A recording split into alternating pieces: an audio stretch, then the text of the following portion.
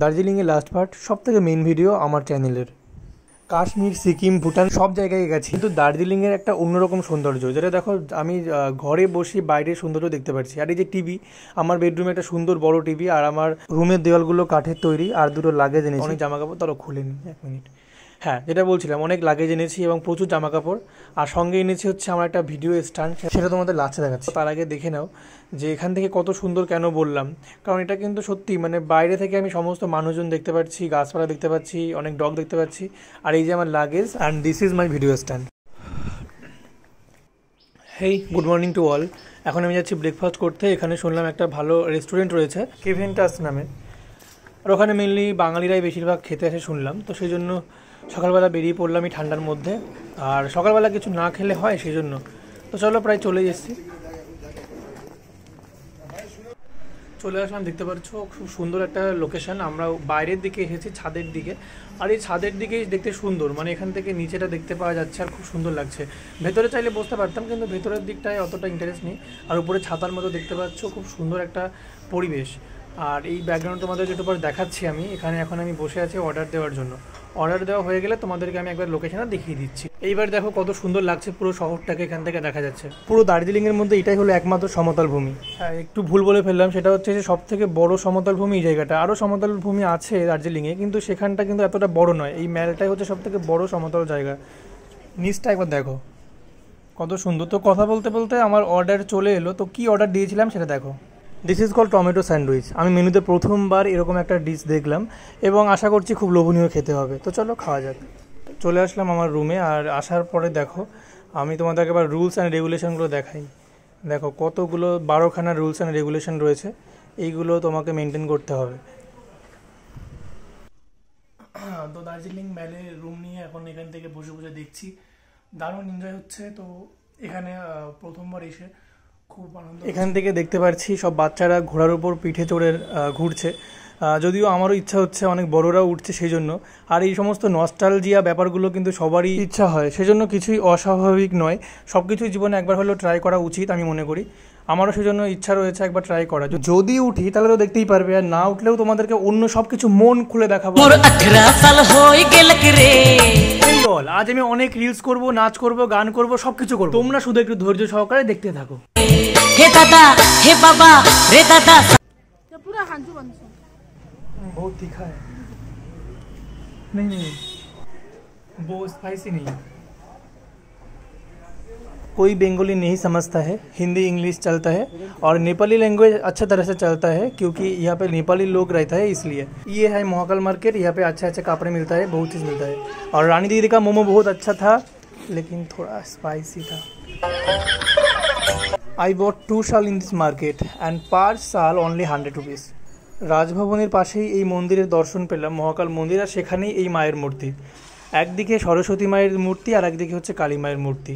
এটা হচ্ছে অ্যাম্পি থিয়েটারের পাশে। এখানে বিভিন্ন সংস্কৃতি চর্চা হয়, বিভিন্ন অনুষ্ঠান অনুষ্ঠিত হয় এখানে। আর মহাকাল মন্দিরের তোমাদের ভিডিও আমি পরে দেখাচ্ছি, কারণ এখন আমি যাইনি ওখানে, গেলে তোমাদেরকে অবশ্যই আমি দেখাবো এই ভিডিওতে। এরপর তোমাদেরকে রাতের বেলা ভিডিও করব, তখন তোমাদেরকে দেখাবো।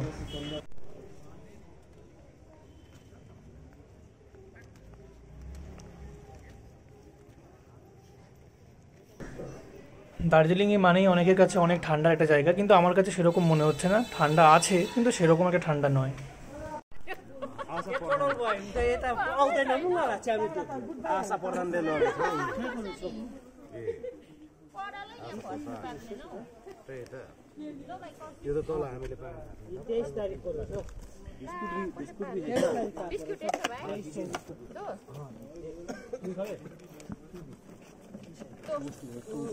दीदी हम लोगों को भी दो बिस्कुट।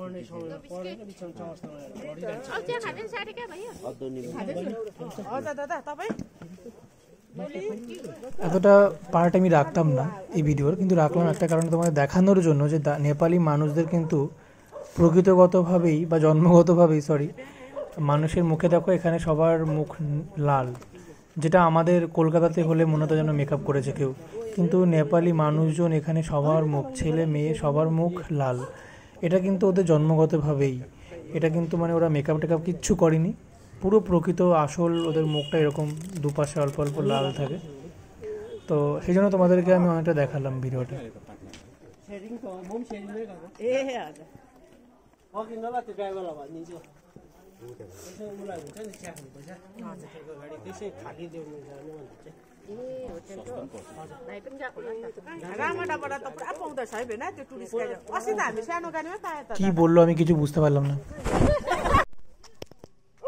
মহাকাল মন্দিরের পাশেই হলো মহাকাল মার্কেট। সেই জন্য ভাবলাম একবার দেখিয়ে দিই, এত কষ্ট করে যখন এসেছি আবার কবে আসার সময় পাবো কি পাবো না তার ঠিক নেই। আর এখানে না কুকুর হচ্ছে একটা জাতীয় পশু মনে হয়, যেন এখানে মানে কুকুরটা একটা প্রাকৃতিক সৌন্দর্য, দেখতেও বেশ নাদুস নুদুস। ওদেরকে এই পরিবেশের সঙ্গে মানিয়ে গেছে, হয় না পরিবেশের সঙ্গে মানানসই পশু পাখি। ওরাই হলো দার্জিলিংয়ের বৈশিষ্ট্য। অনেকটা হাঁটতে হবে এখনো।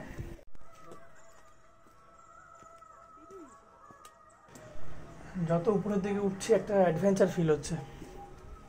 সত্যি কথা বলতে একটু গা ছমছমে হচ্ছে। আকাশের দিকটা তাকালে মনে হচ্ছে যেন সব থেকে উপরে উঠে গেছি আমি। আর সত্যি এটা উপরের জায়গা। আর এখানে লেখাগুলো কত সুন্দর দেখো। আমি আর পড়ছি না, তোমরা নিজেরা পড়ে নাও, কারণ এত লেখা পড়া সম্ভব নয়। আর যত উপরের দিকে উঠছি না এটা ধাপ ধাপ করে, মানে পাহাড়ে যেমন ওই পড়েছিলাম ইতিহাসে যে পাহাড়ের খাঁজ কেটে কেটে বসতি তৈরি হতো, সেই রকম। উপরে দেখো হনুমানজি।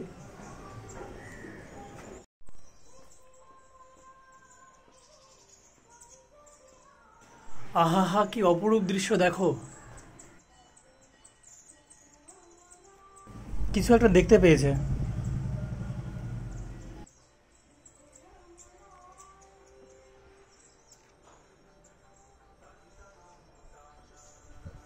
জয় শ্রীকৃষ্ণ, জয় শ্রীরাম।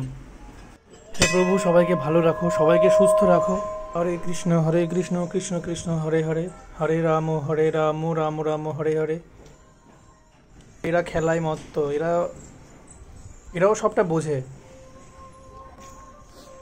তো এত সুন্দর দৃশ্য, আমার মন ভরে গেল। এখনও পর্যন্ত আমার সব থেকে সেরা অনুভূতি হচ্ছে এখানে এসে। তো না জানি আরও কত কত সুন্দর জায়গা এখানে রয়েছে দার্জিলিংয়ে। তো আমি ভাবতে পারিনি এত সুন্দর একটা মন্দিরে দর্শন করতে পারবো। দেবাদিদেব মহাদেব, সাথে মা পার্বতী। দেওয়ালের গায়ে দেখো কত সুন্দর লেখা। এই লেখাগুলো তোমাদের দেখাবো একটু পরে। আর এই সুন্দর দেখো ডিজাইনগুলো, মানে বিভিন্ন রঙের মধ্যে। এগুলো কিন্তু পাহাড়, মানে এই যে দেখছো না পাশে, এটা রং দিয়ে উপরে ডিজাইন করেছে, মানে বোঝার কোনো উপায় নেই।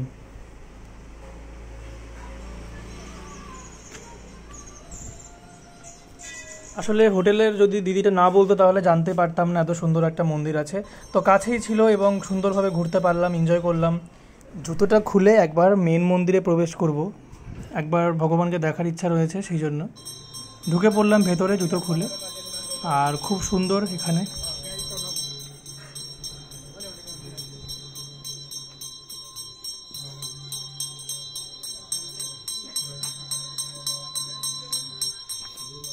এখানে এই দড়িগুলো বাঁধলে মনের সমস্ত কামনা পূরণ হয়।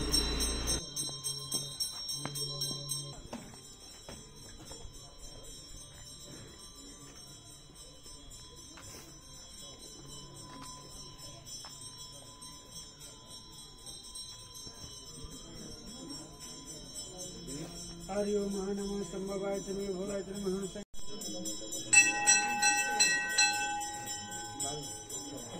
দড়ি বাঁধার পরে এখানে নিয়ম হচ্ছে খালি পায়ে 3 বার প্রদক্ষিণ করা। 3 বার তো দেখাতে পারবো না, একবারই তোমাদের দেখাবো।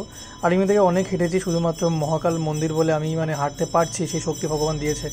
সকাল থেকে হেঁটেই যাচ্ছি টানা 2 ঘন্টা ধরে।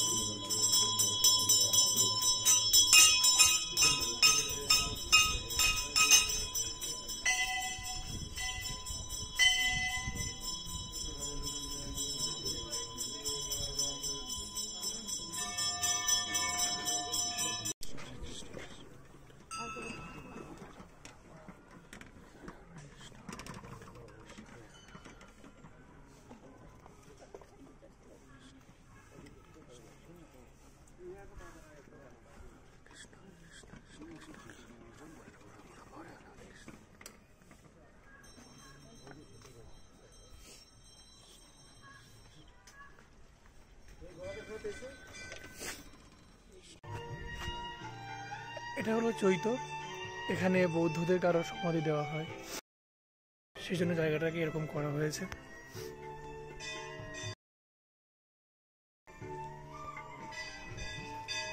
অনেক কিছু জানতে পারছি, শুনতে পারছি, এবং দেখতেই পাচ্ছ পরিবেশটা কত সুন্দর। আজকের ভিডিও খুব তাড়াতাড়ি শেষ করব, আবার কালকে থেকে শুরু করব ভিডিও। তো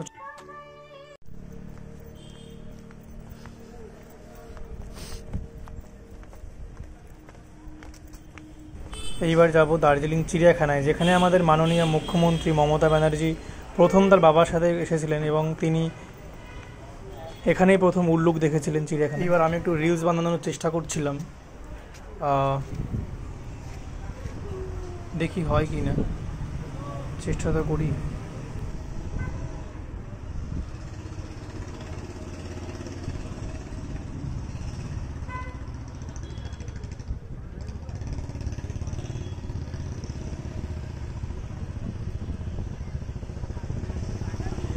অনেক চেষ্টা করেও পারলাম না, যাই হোক আর চেষ্টা করে লাভ নেই। তো টাইম নষ্ট না করে চলে এলাম চিড়িয়াখানায় সরাসরি। আর তোমাদেরকে আমি অনেকটা কিন্তু স্কিপ করে করে দেখাচ্ছি, কারণ সব কিছু দেখাতে গেলে অনেক বড় হয়ে যাবে ভিডিও, এইটাই অনেক বড় হয়ে যাবে। কারণ আজকে আমি অনেক জায়গায় ঘুরবো, আর যে যে জায়গাগুলো বাকি রয়েছে সবগুলো কিন্তু এই ভিডিওতেই দেখাবো, কারণ এটাই আমার দার্জিলিংয়ের লাস্ট ভিডিও। বিধান রায়ের উদ্যোগে প্রথমেরই তৈরি করা হয়, আর এখানে একমাত্র লাল পান্ডা আছে পুরো ওয়েস্ট বেঙ্গলের মধ্যে।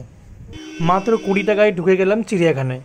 যেটা বলছিলাম, আমাদের মাননীয় মুখ্যমন্ত্রী কিন্তু প্রথম এখানে এসেছিলেন তার বাবার হাত ধরে, এবং তিনি প্রথমবার এখানে এসেই কিন্তু রেড পান্ডা দেখেছিলেন। সো আমি প্রথমবার বোধহয় উল্লুক বলেছিলাম, ওটা ভুল ছিল, একটা মিস্টেক। হট এবার আমি তোমাদেরকে দেখাবো রেড পান্ডা। এই যে দেখো,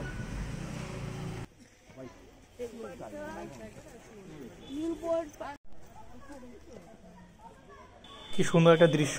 রেড পান্ডা এখানে বসে বসে গাছের পাতা খাচ্ছে, আর এখানে আমিও কিন্তু প্রথমবারই দেখলাম। আরও অনেক পশু পাখি আছে, তো এখানে বেশিক্ষণ টাইম দিতে পারবো না, তো চলো। এখানে বাঙালিরা অনেকে আছে, তবে কম।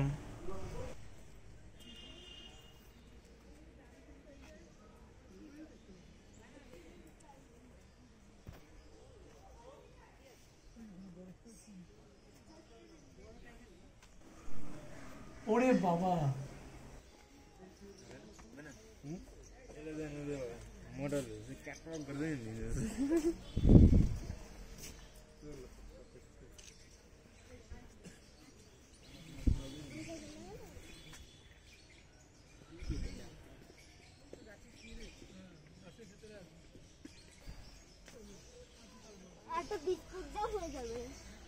আমি জানি ভালো কন্টেন্ট অনেকের ভালো লাগে না, কিন্তু আমি চেষ্টা করব ভালোর মধ্যে অনেক সুন্দর সুন্দর জিনিস দেখানোর তোমাদেরকে, কারণ এখানে দেখানোর অনেক জিনিস রয়েছে, এবং দার্জিলিংয়ে এত সুন্দর একটা জায়গা যে এখানে সুন্দর সব কিছুই। স্পেসিফিকভাবে কোনটা বেস্ট সেটা বলাটা খুবই চাপের। যাই হোক, তোমাদেরকে এবার অন্য জায়গায় দেখাবো, এখানে অনেকক্ষণ দেখালাম, আরও অনেক সুন্দর সুন্দর জিনিস দেখানোর রয়েছে। আরে এই দেখো, আমার পাশেই চলে এসছে রেড পান্ডা, ধরতে ইচ্ছা করছে, এত কিউট, কি সুন্দর দেখো, কিন্তু ধরতে গেলেই তো আমাকে কামড়ে দেবে।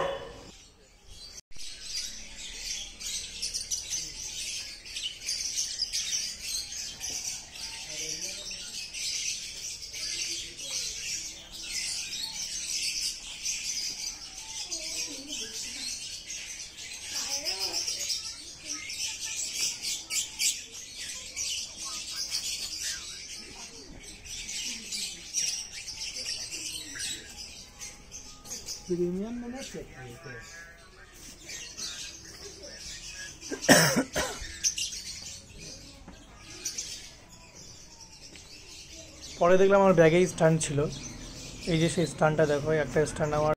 হ্যাঁ, তখন যেটা বলছিলাম যে ভালো ভালো জিনিস কেউ দেখেন না, তবুও চেষ্টা করব ভালো জিনিস দেখানোর। কিন্তু অনেকে আছে অনেক রকম কন্টেন্টে করে, আমি খুব ন্যাচারাল একটা সামান্য সাধারণ বিষয়কে দেখাই তোমাদের। তো কতটা ভালো লাগবে জানি না, কিন্তু যারা দেখবে পুরো ভিডিও আশা করি সবাই খুব মজা পাবে।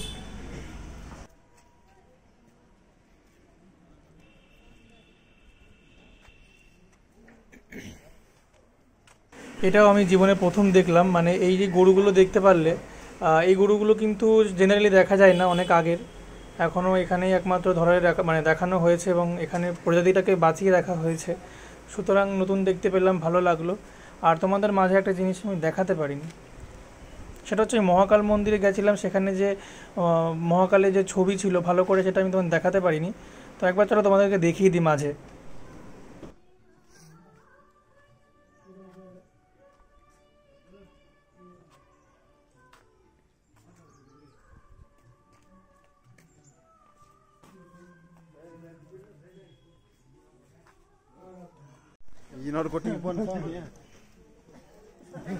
ফিরে আসলাম আগের জায়গায়। দেখো এই পার্কে সবাই মুখোশের পেছনে যে কেউ দাঁড়ালেই মুঙ্গলি হয়ে যাবে। এখানে আমিও দাঁড়াবো, একটু পর দাঁড়াও, একটু ওয়েট করো।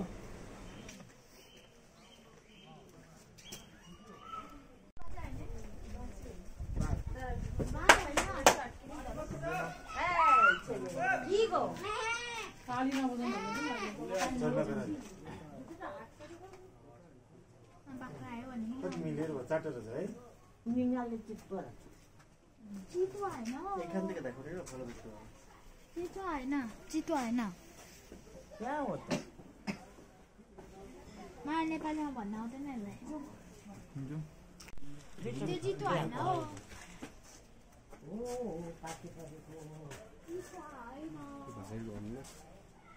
चितो भनेको चिता पो हुन्छ होइन।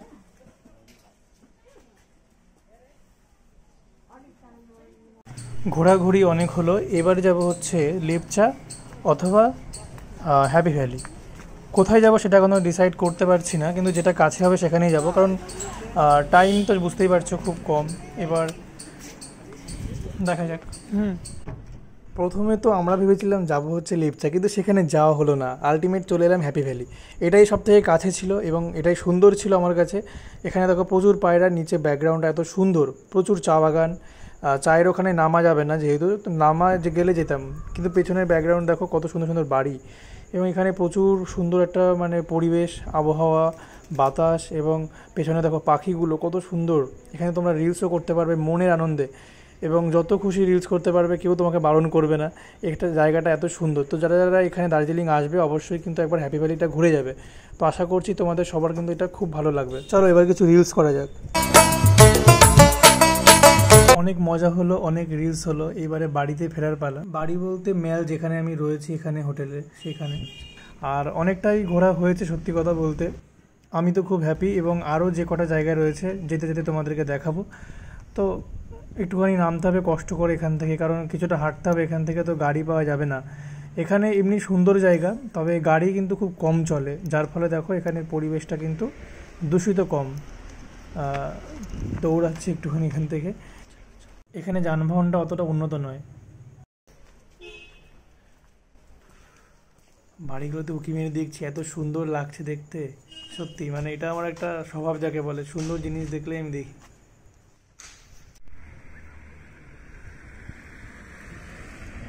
এখানে দেখো নিচে কত মানুষের বোধহয় কবর।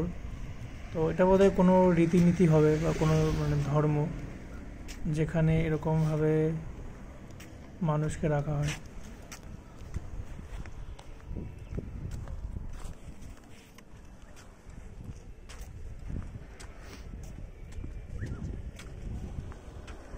জ্যাকেটগুলো আস্তে আস্তে খুলছি, কারণ এখানে গরম লাগছে।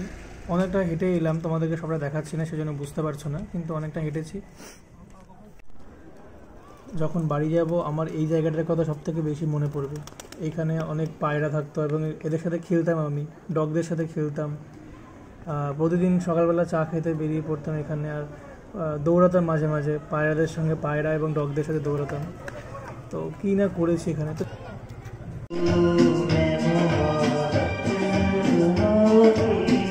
এটা একটা বেস্ট মোমেন্ট আমার কাছে। সুন্দর একটা রেস্টুরেন্ট, এখানে গান করে মানুষের মনোরঞ্জন করা হয়, এবং মানে এখানে একদিকে খাবে একদিকে গান শুনবে, মানে এরকম ফ্যাসিলিটি মানে কোথাও আছে কিনা আমার জানা নেই। কলকাতাতে তো আমি কখনো যাইনি।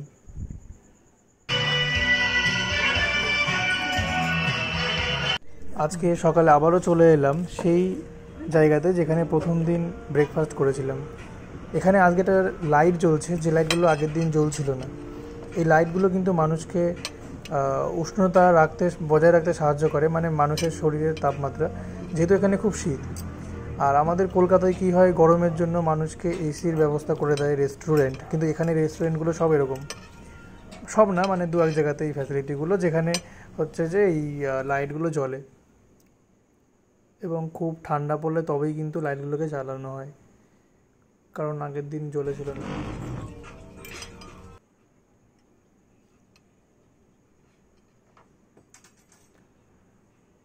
তো আমি মানে খাওয়ার ভিডিও কখনো করি নাই, প্রথমবার করছি।